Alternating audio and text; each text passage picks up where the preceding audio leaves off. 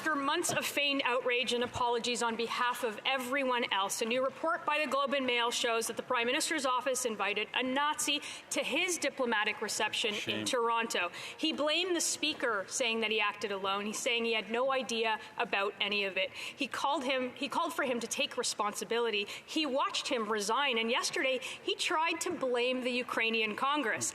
After all of the embarrassment all over the world, why is he above the rules that he applies to everyone else? The Honourable Government House Leader.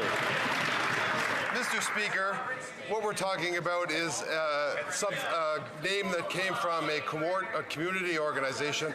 Obviously, the Prime Minister had no knowledge of this, but here we know what is happening over here. We are voting today at third reading on the Canada-Ukraine free trade arrangements. Mr. Zelensky stood there and asked us to pass this.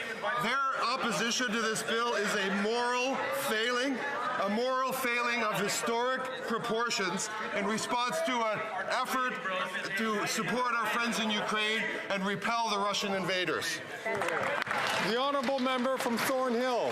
What an embarrassment it must be for the House Leader to have to clean up the Prime Minister's mess every day. The invitation had the Prime Minister's name on it. It came from him, and for months he said only the Speaker invited him. It turned out not to be true. His own House Leader said that the invitation merited a Speaker's resignation. The Speaker resigned because of him, and all of them watched him do it. So will the Prime Minister be subject to the rules that he imposes on everyone else? The Honourable Government House Leader. Again, Mr. Speaker, another small conflagration to mask their larger historical moral failing of not supporting the people and the armed forces of Ukraine and the President of Ukraine, who stood in this very chamber not months ago and asked us to support the Canada-Ukraine free trade arrangements.